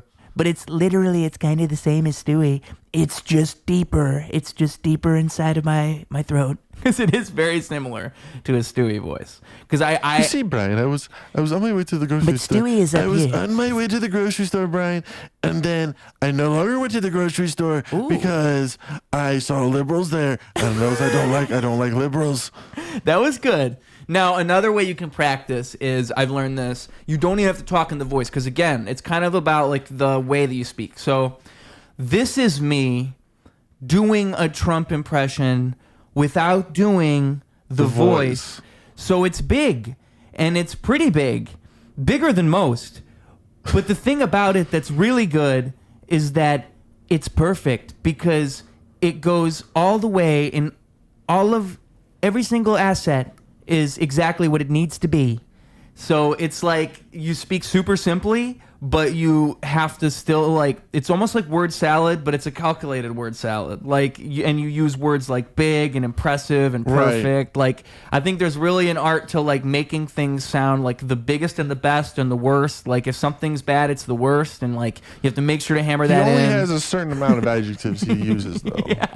Yeah, and like, you know, but I wish I need more practice. Like I need somebody to force me to do this for like 30 minutes so I can really like, cause that's, I think I'm not good at impressions, but it's the only one that I think I can actually do. Like I think other impressions I'm okay at, but like that's the only one. And it's not even that hard. I think what makes it easy is that there's so many Trump impressions that I'm probably combining like 20 in my mind. I don't even know that I am. But also I think like the voice thing. So I'm good at making animal sounds, so like I can go like meow, like I can do that. But it's the same part of your throat that you're using when you're doing the voice, I feel like. So you're going like to the back of your throat. So like when you do this voice, you've got to like imagine you were smoking cigarettes and your voice had like this kind of thing going on, like this. Like the little fucking. Yeah, like, but that's where it's at, is right here where this thing is coming from, this thing I'm doing right now. So if I just use that part of like, so maybe it's like if I was more educated, I could tell you like head voice instead of like chest voice or whatever it is. But I think it's as simple as that. Like once you do it once, you'll be like, oh, I've got it. And I've seen people do Trump voices that I like that I could never do. Like people have certain, because I think he says certain like euphemisms that I don't have down. Like he'll say the same shit all the time. Right. And if you just memorize the shit he says. One thing I've heard for advice just for impressions in general is they'll tell you like, listen, do a couple of sentences that you hear the person say all the time. And once you've got those down, you can start to branch out from there. Because some people are so good at impressions, though. Right. Like they fucking blow your mind. You're like, oh, well, I just suck then. Jay Farrow, Jamie Foxx. He's one of the best. Yeah. Jay Farrow and Jamie Foxx are fucking both so crazy. Good. Who? Godfrey. I haven't really seen too many of his. He's pretty good. Is he really good? Yeah. Is he like them where he can just pull out 10 in a row? Because it's so impressive when you can do that. Like my first introduction to that was those YouTube videos where it's like some guy doing 50 voices from TV shows, and it's like Peter Griffin, and then he all those guys, all like the cartoon guys and everything. Yeah, but even that, like to be able to do fucking every character from Family Guy is crazy. Like I cannot do one. I learned recently that my Patrick is not that bad. I feel like Patrick is not that bad. But it's like I feel like I'm still fucking up somewhere. There's somewhere I'm getting it wrong. Tim the Mime, I just had him on this podcast like right before you. The motherfucker whipped out like 30 impressions on me. Really? He schooled me, dude. He fucking schooled me. I was like, I don't even want to try anymore as I was watching him. He's so good. Invite you to my house and you just treat me. He did Scooby-Doo, and then I said, all right, Scrappy-Doo. And he did fucking Scrappy-Doo. Back to back. That's nuts. I thought Scrappy-Doo was going to trump him. Like, there's no way he can do Scrappy-Doo. He did Scrappy-Doo. He's like one of those people. Let me at him. Let me at him. Yeah, fucking, I can't do a Scrappy. I can't. I know I can't. I'm not good at impressions. It's like, well, Scooby-Doo, roll, Shaggy. I'm not good at impressions, but I need to get that Trump impression down. Cause can I tell you what the joke is? I'd love to hear it. Yeah. Because apparently he's in the news for allegedly maybe sucking a horse's dick.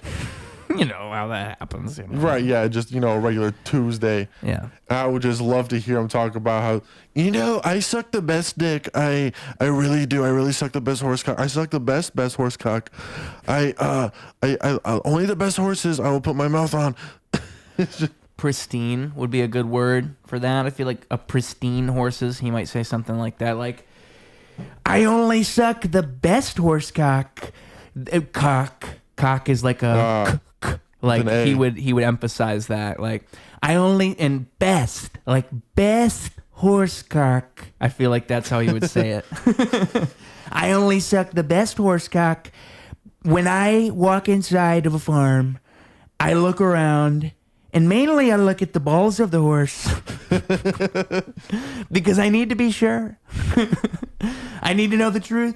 I'll need to be sure. It's your joke now. I like where you're headed though, man. Like you're going the right direction.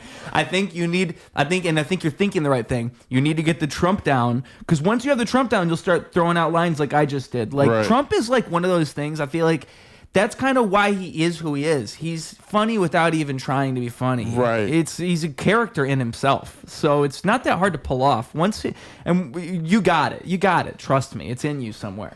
I don't know. That man just makes me live in a constant state of irritation. But yeah, exactly. You have to be like the Grinch. You have to imagine being a cancer. That's what you have to do. He's doing a great job.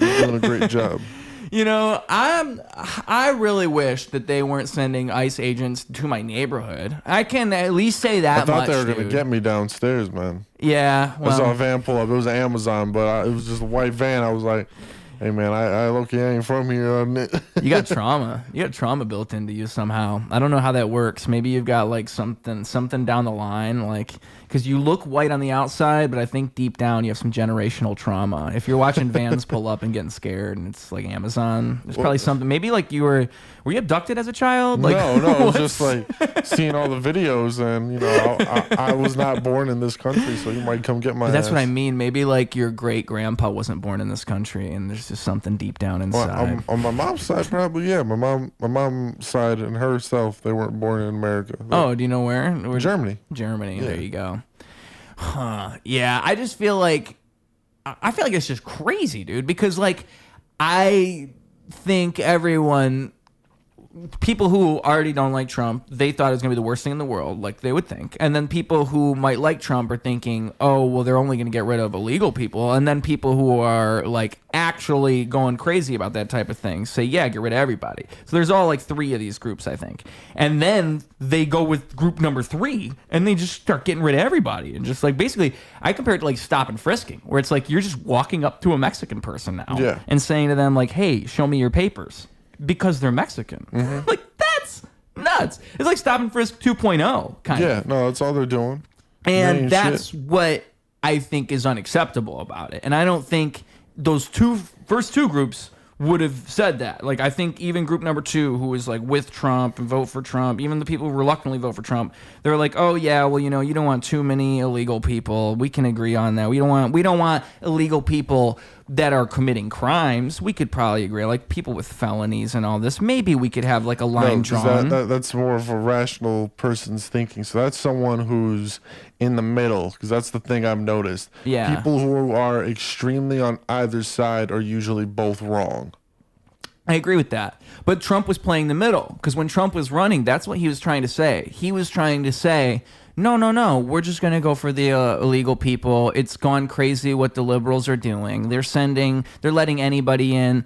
All these other countries want, like, I think there was that whole interview with him and Elon on X where he like really hammered that point in. Like, they're literally other countries are sending, because no country like America is like America. No other country is saying, yeah, we'll take anybody from your prisons. We'll just take anybody because we just want people. Because that's what he's claiming they were doing. And so if you're hearing that, you're thinking, yeah, well, you know, maybe this is going a little too crazy. Maybe that's something we should put a tamper on and figure out better rules and regulations. And that's what he's essentially saying. And that's what he went on Rogan and said. And then now what's he doing? Not that. Definitely not that. If he wanted to get actual criminals out, he would have started in the prisons. He would have started getting the illegal... The ones that are already in the incarceration system. Yeah, they're already locked up. Yeah, because we already have a hold on that. And even then, I don't think it's that it's completely different than what they're doing. You would be targeting like, where there's gang activity. Like, let's go to those areas, not the neighborhoods where it's relatively safe and there's nothing really going on, which they are in for sure. There's no debate about it. They're there. And they are going up to people and like essentially terrorizing them and saying like, going hey, what are you anyone doing at this point? Yeah, and so that's what's nuts to me is the fact that it escalates to that point. And I think what's so frustrating about it is things are designed in a way where you can't have a rational conversation like between both parties. Because like I said, like how I laid it out, I don't think the people that even like a lot of people that voted for Trump that thought that, oh, maybe we should do something about this. I don't think they were thinking it was going to be like this. But the people who don't support Trump act like anybody who supported Trump wanted all this to happen. And I don't think that's the truth either. I think it's somewhere in the middle where it's like most people look at that and go, damn, this is crazy. Like, this is too much. Almost any rational person, you go around, you mention ICE, most people would be like, yeah, that's too much. Yeah, get the fuck out of here. Yeah, you're not going to find very many people who are like, yeah, I agree with what's going on. Because it's fucking crazy. But that's what's so nuts about it is how is it so crazy and everyone agrees that it's crazy and it still happens? I mean, that's what's so nuts about it. I don't even think it's like a liberal, like Republican, like a Democrat Republican thing. I think everyone just kind of agrees. What is going on here? The rational thinking people do. It's the people that are far on the wrong side that are like, no, this is right. This is what needs to happen. Yeah. And what do you do? Like, what do you really do? I've had comedians suggest to me that we should just have a bunch of comics run for office. And I think if we all do it all at once, you know, like we can all have like feuds with each other. It'll be like professional wrestling. I think it's a really good idea. We just need to get 10 of us. You know, we'll each go for a certain district of Chicago or something. We'll all be aldermen. I got a buddy of mine who's running for Congress. Every now and then, is it a comedian who's switched over? He used to do comedy. Maybe I know what's his name? Joey Roosevelt. Yeah, I saw that. That's who I was thinking of. I saw that he did that, and he like rebranded his whole profile, everything. Good for him, right? Because that's a big switch. I mean, and 2025. I mean, shit, dude. 2018, 2016. I think ever since Trump, really, there's no. I mean, I guess even Ronald Reagan, if you want to go all the way back. There's really no like, oh, you were this and now you can't be president. Because Reagan was the first actor, then president. And so after him, it's kind of like, whatever. Anybody can be anything. Well, because after him, it got professional again. Now it just seems like they're just grabbing anyone off the street, the most unqualified people to be involved in this shit. Because like Nicki Minaj spoke at the United Nations. Hulk Hogan was at the RNC. I mean... all these things. I didn't know Nicki Minaj at the United Nations because that's even kind of crazier. Because that's like all of the world. What the fuck is she doing there? What is she doing there? There must be the Kanye quote about Lady Gaga. Like, I like her music, but what the fuck does she know about cameras? Just talking about Polaroid or some shit. Yeah. Like, what is going on? I saw that in the news yesterday.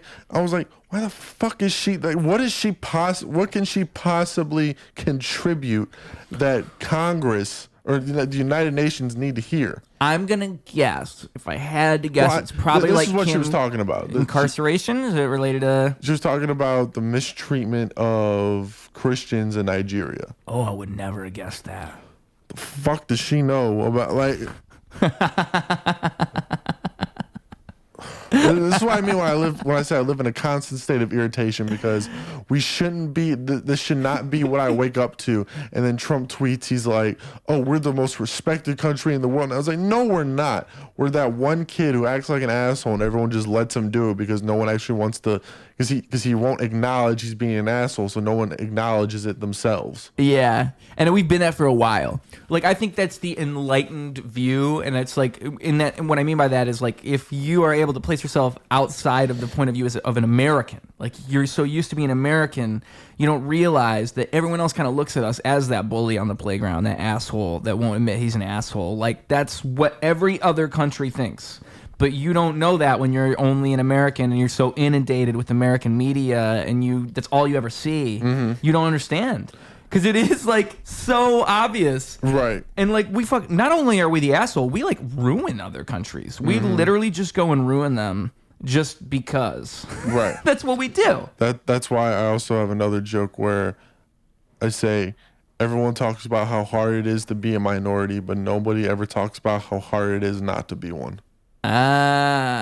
Because typically when you say it's American, which is true, but particularly it's white males, and everyone looks at us like we're the fucking bully, dude. Which like throughout history we have been, so it's like it's justified. But then no one talk like it's like I rather people trust me, like want to have me around. It's like every other group of people is just like hanging out, and then like a white person comes up and they're like, oh quick, here comes a white person, quick everyone hide the land. It's like, hey guys, how we doing? You got any oil? I hate it because I think like what happens is like there's like a natural boomerang effect where it's like the truth is in the middle. The truth is the fact that like, yeah, there's a difference between like a white person and a black person and an Asian person and a Jamaican person and a Korean person. Like, and it's great that there's these differences. That's what makes us powerful and strong, is that there's these qualities that distinguish us and make us better and worse than one another. That the fact that our cultures can offer different things. Right. And all these things make us different from one another, and like all this stuff's important. And so I agree with all of that conceptually. But I think then when you look at everything through that lens, and when you start to play identity politics on everything, and you start to make everything about this, it makes it so now people who would otherwise be rational start to reject that philosophy entirely just because they don't want to like play along with this thing they don't agree with. They don't agree that everything should be about race, and so now they're gonna be more racist than they would have been otherwise because you're going too far in that direction. So they go too far in that direction. In my mind, none of this shit should even really matter. It should be we should just agree, like, okay, you're your race and you're different than me, and I'm my race and I'm different than you, and that's great. And that's why like comedy, like when there's like a joke about race, it's funny because we know that there's these differences and we can laugh about it. But I think people just get so obsessed. They get so obsessed about shit. And that's how you ruin it. That's how you ruin it for everybody. You ruin it for the people who even wouldn't have cared. Because now they care all of a sudden. It's like it's in their face and it's like, okay, and I'm forced to care or have a fucking opinion about it because it keeps fucking popping up. Yes. Because I think most of the time people just don't give a fuck about any of this. They just don't care. We all have a life. We just don't care. That's what I'm saying. So those people who are in the middle, people like us, we don't ruin anything. It's the people on either side of the spectrum. Yeah. They're like, and they're loud. No, they're the loud ones. That's the thing that's important, is they're the ones that are the most wrong. loud. Yeah. And I think what's so crazy about it is I think like the media and social media and everything, it exaggerates this and it makes it seem real. Like it makes it seem like that's what everyone's doing. I was just thinking about this like earlier today. Like I think if you told everyone this story that like that's what's going on, even if it's like a room of 99 people, if one person told everyone else the story of like, oh, like fucking a bomb's about to hit outside, that other 99 people would go crazy. They'd be like, oh my God, they said a bomb's about to hit outside, just because they said it. Like all you have to do is just tell them the story. It doesn't have to be real. Right. I feel like that's what most of this shit even is. It's just people like framing shit negatively on these edges of, like, as you're saying, where most people in the middle, you got these people on the edge who are just going wild. And for some reason, we all just act like that's what's actually going on. Like we just believe these people. When actually, because what I always compare it to is like, how often do you actually like freak out and fight with people in real life? How often do you like hang out with somebody and have like a big argument like you would on Facebook or like on Twitter or like in a comment section? I don't argue with anyone. It never happens ever. That's just not how life works.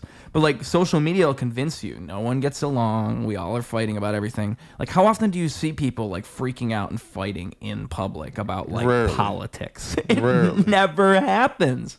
And I think it's all fake. I literally think it's fake. And I think if you talk to people in real life, like, and you get worked up about politics, most of the time, if you're a rational person and you see somebody do that, you realize, oh, they have like a personal investment in this. That's a them thing. Right. Like they're working themselves up about this because most of the people who are rational can talk about that type of stuff. But social media, I don't know what the fuck it is. I think it's like you're on a soapbox or you just, maybe it's the fact you don't see the person and so you can like displace them. Who knows what it is, but it's just fundamentally different because it just doesn't exist in real life. It'll convince you that we all hate each other, though. It will convince you. You'll be like, wow, everyone hates everyone, and it's over. That's why everyone's selfish now. Everyone's just... But I do think if you ran for politics, you'd also experience that. So if we're going to run for politics, we might have to be ready. That's too much responsibility for someone like me to have. Shout out our boy Joey. Holy shit. Yeah, dude. no. Vote for Joey. Joey Roosevelt. Check him out, man. That's crazy. I'd be nervous. Because I've like played around. I feel like most people toss it around once or twice in their life. Like, oh, maybe I could be a politician. Like, just to throw it around in your mind. I'd be a complete dictator. I couldn't do it. You think so? Yeah. You really think so? Are you saying that as a bit, or you really think so? No, I really think so. I despise, again, the constant state of irritation.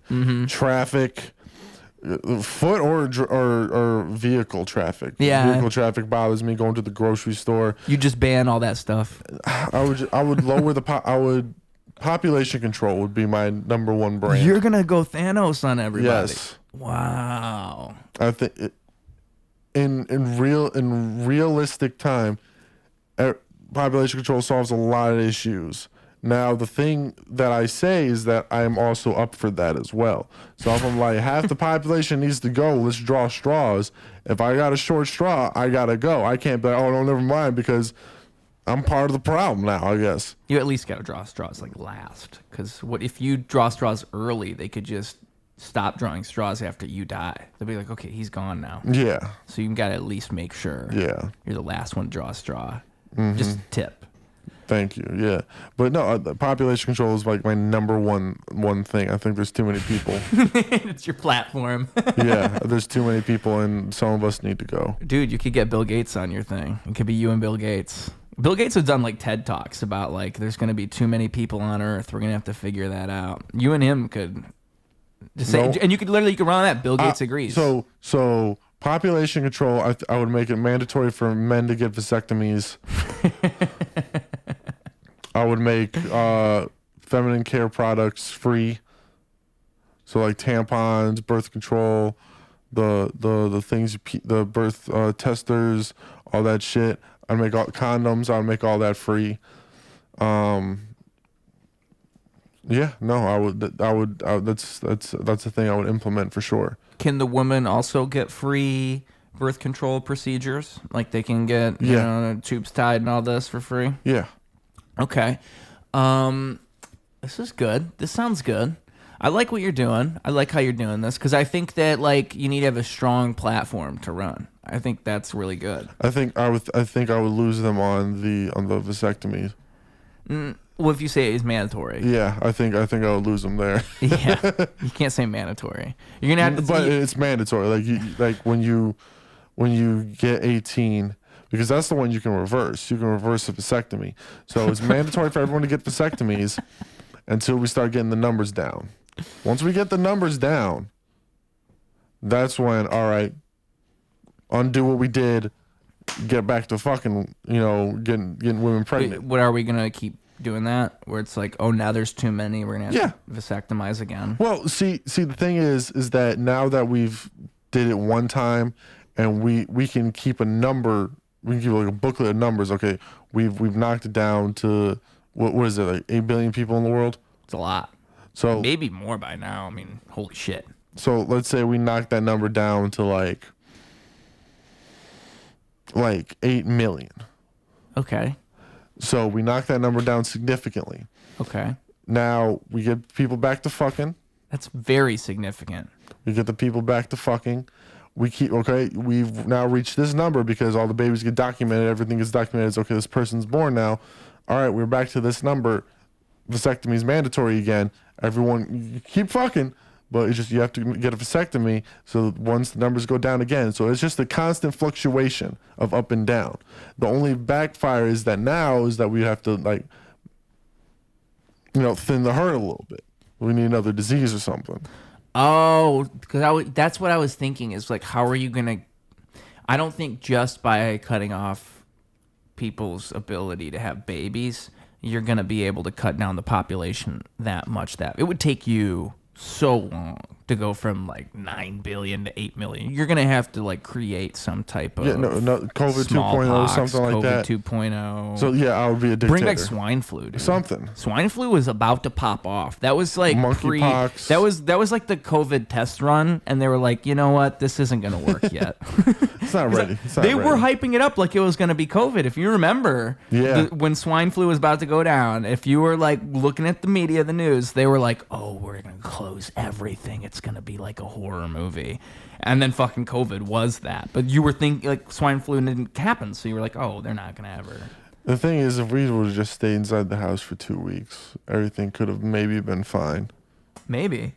We wouldn't have all went crazy. Just 2 weeks. Everything would still be open past fucking midnight.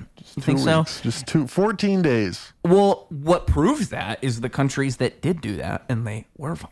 That's literally like it happened. Like it's not like those countries don't exist. It's not like there weren't countries who didn't follow the rules that everybody else said you had to follow and they weren't fine. Right. So it just kind of shows that I think it shows how paranoid everybody really is. Really. It's like everybody just you could tell everybody the story and then everybody's so paranoid they just fucking overreact. Exactly. And I don't even buying all the toilet paper and shit. Yeah, and I think like especially when it first started, because I mean I bought into a lot of it for at least 4 months. I don't know how long, but there was a good period of time where I feel like I felt like, oh, I could kill a grandma. Oh, there's COVID everywhere. Oh, everything's, you got to be careful. And it fucked me up a little bit in my mind. Like it made me overthink shit and think more paranoid, like, you know. Right. And I'm like, for a while, I had to like break from that. And like, I think it broke a lot of people in a lot of ways, like it's socializing and all sorts of things. So that was what it was for me. Is I remember experiencing that and like even having like arguments with my family members that would have never occurred otherwise over stupid shit. Just stupid shit. Just like, oh, I can't believe you would say that. Oh, I can't believe you would, about fucking things that, and I'm not the one who really, I think I got upset with I remember I was at dinner with my mom once and I got upset with my mom, but not with my mom because of like, I'm getting upset with like what she thinks about something. I just couldn't believe that she was being like so like nonchalant about like whatever. And for the record, I hope my mom doesn't see this, but when my mom is with her sister, she's meaner to me, and I've noticed that about her. I think it's because her sister's a little mean, and she like adapts her sister's personality. Okay. So that's part of what's going on here, but also COVID, you know? Like, also sprinkle in COVID. Okay. Like, that's what this story is. It's like family drama, and then you sprinkle in COVID. And I think a lot of people know what I'm talking about. You already have like an awkward relationship with your sister, right. And then you sprinkle a little COVID on there. Take everyone off. Yeah. Like fucking Thanksgiving dinner sucks that year. If it happens because you have a 6-person limit at your house or whatever. Right.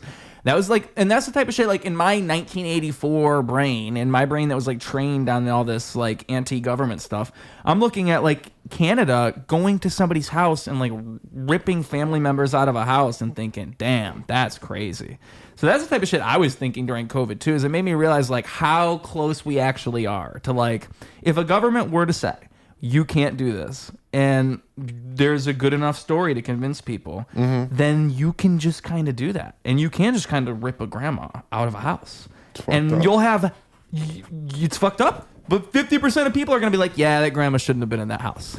Like, people will actually say that. Because we live in this reality of like thinking in the past, of thinking, oh, there's all that crazy shit that happened in the past, and then no crazy shit's going on now. Like now we're all normal and we're past all that stuff. Right? No, we're not. But we're not gonna look. I try to think like, how are we gonna look at the year 2025 in the year 2050? How are we going to look back at this? Like the way that we look at the 70s, the way that we look at the 60s, we're going to think of the 2020s the same exact way.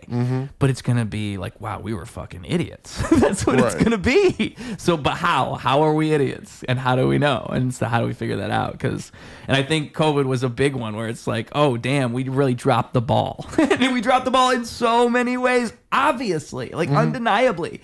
Like you can't go out and say one thing as a government and then like the next 3 weeks later go, hey, I know we said that one thing. We take that back. We take that back, but they actually don't even do that. They just pretend they never said the one thing. Right. And if you ever ask them about that one thing they said, they like gaslight you, like you're the quiet piggy. I like to think it's like having bad parents. It's like having really bad parents. Like you can never ask them about a problem. They always gaslight you. Right. They always... It's like, well, maybe what the fuck you got going on? It's just like they steal all your money. You never get to have any money because your parents steal it. Right. Like that. It's actually wild to me. So yeah, yeah. I think like we'll look back and it'll be. And maybe that's like the only way. Maybe that's the only way that we escape it, is to like escape that constantly thinking that we're like ahead of that. Because I think we are all just as easily, we can fall for it just like we always were able to fall for it. Like recognizing that. That'll always be it. We're all susceptible to like being on a team and falling for that trick of like, because I think that's really, you pick a side, like you want to defend something, and that's usually what the heart of the story is, and then you end up going with a bunch of things you probably shouldn't have gone with. It's how people get into cults, is they think, oh, you know what, like this cult's got a good basis, I believe the tenets of it, and all of a sudden you're praising a spaghetti god and you're sucking a dick. That's how a cult goes. So I think it's like that's the story of right now. I think everybody's like kind of in a cult. I think like, and that's like those people on the edges, but I think there's a lot of people who are in cults, they don't even realize they're in cults. Like I think people talk to people and you'll realize like, oh, they don't really know much about what they're saying. They just they pick a side because that's what they think is going on, because they don't have any time. That's what they like to hear. That's yeah. They don't know they're in a cult, but they're in a cult. And so God fucking knows, dude. But I like to think that like it gets better. I like to think there's like a fun, like feel good movie, and then like everything just turns back around. America goes the right way. Just be a fluctuation up and down again. That'd be cool. Like if it's like Obama, but like good. Like if it's like 2008 Hope, but like it goes good. Like it doesn't turn into an Iraq war. It doesn't turn into like the stock market crash or anything. It's just good Obama. We just get a good Obama. That's what I want. Just fucking Jesus Christ runs for president himself. Like, can we have that? Comes back. He's like, you know what? You guys need it. I don't know if anybody would vote for him. They'd be like, this is lame as fuck. And then he'd turn water into wine. They'd be like, oh! He's faking it. Yo, if he did like party magic during like debates. Just a dove out of his sleeve. Yeah. Yo, that's really Jesus and shit. No one's fucking seeing this, bro? He doesn't even talk. He just does tricks. Like, yo. It's fucking Jesus. All right. Governor Christ, your take on the situation? He just pours water into a glass. He's like, starts drinking, goes, that. And it was like, oh, fuck. Whoa! The crowd goes crazy. Mind if I use your bathroom? Oh, yeah, go for it. Ruse's top 5. Stephen Black asks Ruse what his top 5 is. Now, that's a hard question, because really, in general, I'm bad at picking favorites, and I know that's like a fence-sitter answer, but it is part of it. But I'll just throw 5 out there that just immediately pop in my mind. Eminem. I heard Eminem since I was like little. I think Eminem, even though people say he's overrated, he's just fundamentally incredible, especially the stuff he was doing in the 90s. I think really what's sad about Eminem is I feel like he's not as in tune with the culture as he was, because what he was doing then was so in tune that it kind of changed everything. And it made people look at rap differently. So, like, no one thought you could rap about things like that and be taken seriously and still be so lyrical and have so much depth.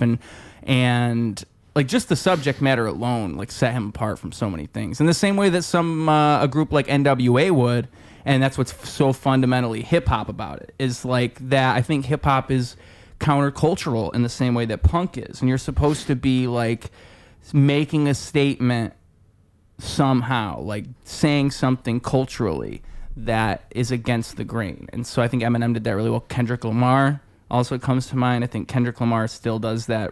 He's one of the few rappers that I think still manages to do that. And he does it on a level that is unparalleled. Like, I mean, since the Drake beef, he's gotten even more famous. But even before that, dude, it's fucking Kendrick Lamar. Like, Right. I would say Good Kid, Mad City. Really, after that, it's kind of hard to hate on Kendrick Lamar. Like, once he made that album, it's just such an old school album. It really is so true to hip hop, and that's what's so cool about someone like him is he feels like an old school rapper in modern times. He gives someone like me hope because that's what I want.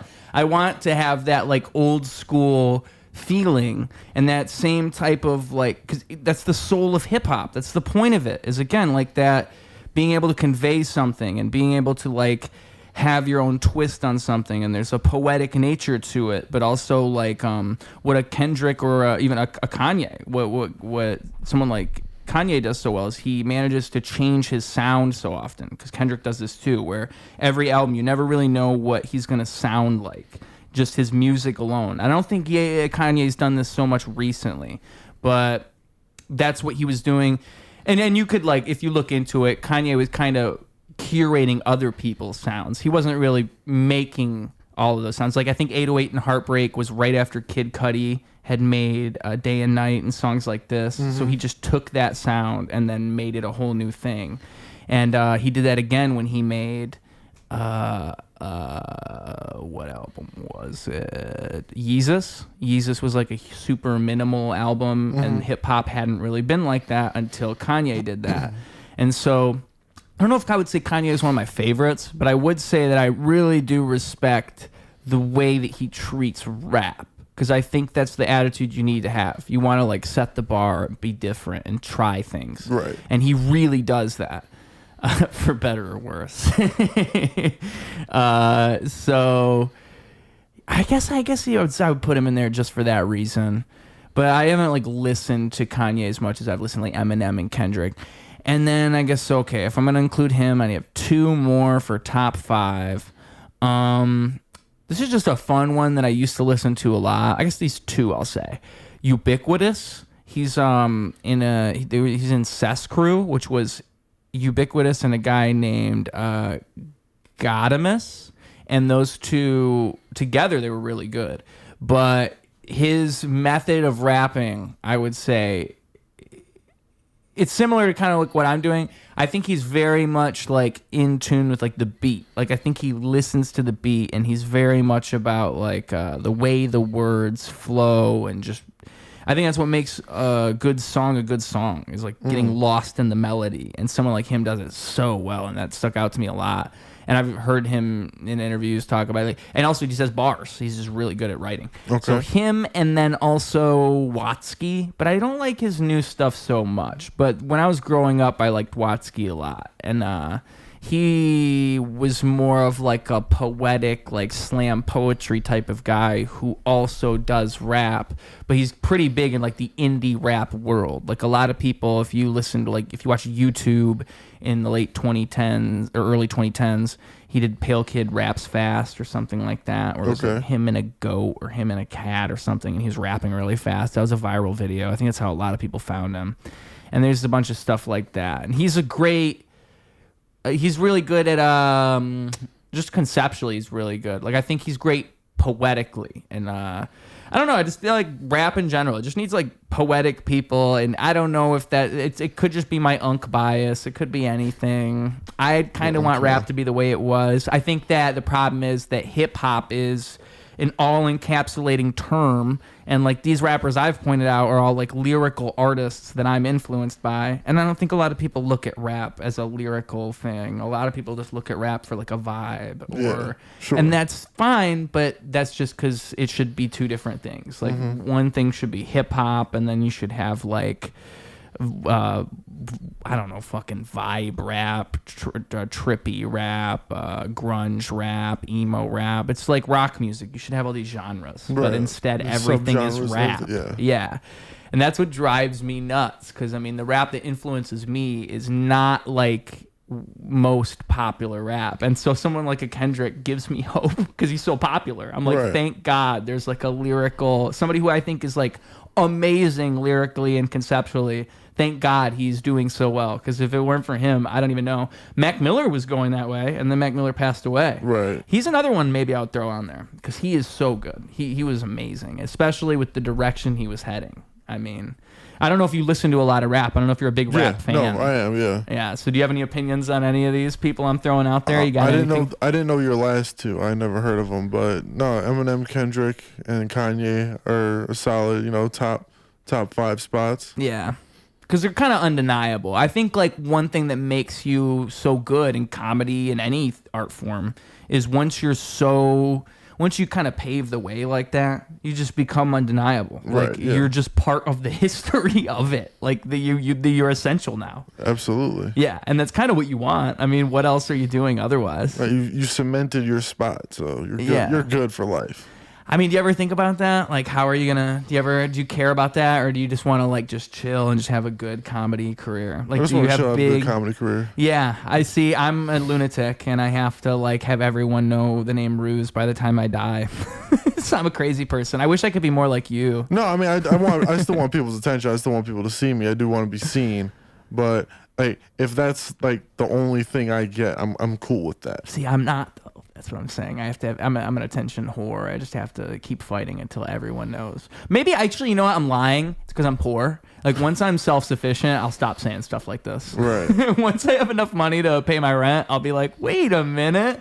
That was the problem. Mm-hmm. That's exactly what it is. Because honestly, I just want to be able to do this, and that's fine. Like that's the like if you could do comedy and just get paid for it. That's really the goal, right? Right. Yeah. Absolutely. Yeah. I mean, oh God, maybe we're right there. Let's hope we're right there. Right. Fingers crossed. I don't know how. I was doing the math. Like I was thinking, if you were a comedian and you performed at a show every single night for a month, that's 30 nights. So let's say you got paid $50 a show. 5 times 3, that's $1,500. But then like you're probably not performing 30 nights a week, and so then you like cut that off. And so I was thinking like, how much do you have to get paid, and like how much would you have to perform to actually pay your rent as a comedian? And I don't even know what the math is, because like that math I just said, you'd have to get paid $50 and you'd have to perform every single night, and that ain't fucking happening. Like most shows you're getting paid like $20. And you're not performing every night. You're performing like once every couple nights or once a week or something like that. Mm-hmm. Bruh, I don't know. I don't know how the math works. A day job is how I pay it. I had one comic tell me once that the way you get paid off comedy is getting in with like a club and becoming a regular at a club or something. Yeah. But I don't know. Even that, maybe. Because are they going to pay you $2,000 a month? No. Exactly. But it's the art of you become a regular there, you get stage time there, you start getting stage time at other places. Yeah, and I think it's so similar to music like that. Like that's the connection I always like to think is like it's not so different in the success rate. You're kind of just you're accepting most people don't succeed at this. I'm just gonna plug it forever. It's probably just going to be this endless dream I have, but I have to believe in it, and I have to keep going, and I'm going to keep getting better, and I'm going to believe in myself. And like you just have to be crazy enough to accept all that and keep going, because that's the only way. You know, what I keep reminding myself recently is like the only way I escape this prison of like going through a day job and doing all this stuff I don't want to have to do is to continue to work so hard at this other thing. It's literally the only way. That's the only way. There's no other choice. Like all the time I waste not doing that, I'm like wasting it. This is my escape. I have the escape route, and I'm just wasting it by not spending more time on that, you know? So that's the recent thing for me. And you know what? That's a great segue to the way we end this show, because you can give the kids a lesson that you have had recently, a lesson to bestow upon the children. If you remember from your first 2 showings on this beautiful program, what you do at the end is you give a message for the children. So the kids that are on the school bus that are listening to this program, then they listen to this whole thing. The wheels in the bus are going round and round, right? And they've heard us say all these wise things, and they're about to get off the bus and go into life. And you're going to give them a piece of advice that they can use, because you're a very wise man that has that advice. And second, the social medias where the people can find you. Hopefully your Instagram stays afloat. We keep this one around for a while. So I think so. Hopefully this ages well, whatever Instagram handle you give them. We'll be good. But yes, the social media is where they can find you. All that good stuff. The floor is yours. All right. My piece of advice for the children: don't follow your dreams. As you heard me and Ruse say, shit is very difficult. It's too late. Don't follow your dream. It's too late. Turn around. Go the easy way out. Play the rat race. My Instagram is Stephen A. Black __ on Instagram, Facebook, TikTok, YouTube. Follow me, all that stuff. I'm trying to post more content so people can see me and I can, follow my dreams. But don't you follow your dreams. Don't do it. Yeah, we're still in the window. Like, we're old enough. But if you're watching this and you're a kid on the school bus, you're way too late. Like, trust me. Think college. Yeah, figure out like AI. Like 10 years ago, they were saying steal code. our jobs. Yeah, like steal our jobs. Figure out how you're gonna take our jobs in 5 years, because that's what you should be figuring out if you're 8 right now. You should be thinking like, how can I steal the job of a 25-year-old as quickly as possible? Because that's what's gonna happen. It's going to be Children of the Flies, whatever, Lord of the Flies. Pretty quick. Funny as fuck. But you know what? Whatever. Like, that's a good movie or good book. It'd be like, maybe it'll be more like The Outsiders. No, not The Outsiders. What's the Stephen King one with the kids? It's a great movie. Lean on Me. Maybe like Lean on Me. Just a fun kid movie. But instead of seeing a dead body, you're like stealing the job of a CEO. Imagine that. Your boss is an 8-year-old. Yo, I'd be pissed. I'd be like, you can't tell me what to do. You can't even you wet the bed. Right, like, shut up. That's another sketch idea here at the end. Here we go. 8-year-old boss. That's good. That's good stuff. Boss baby, but different. But different. Not quite boss baby, okay? But we'll head boss baby direction. We'll maybe we'll lean into boss baby. Maybe we'll start at like 8-year-old boss, and then we'll start going lower. And when they think we're gonna go boss baby, we switch it up. Right. Never let them know your next move. Yeah, because they never know the next move. Here on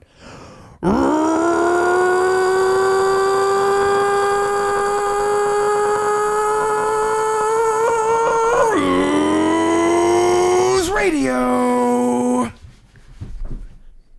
Clocking out. There we go. Double down, competition couldn't help him to rock. Missed the whole time, holy fell through the flock. That's an ordinary miracle, wealth to the block. It's a balance in the character that's calm and collect. It's apparent his caricature is lost in the mess. It's hysterical, the picture that they put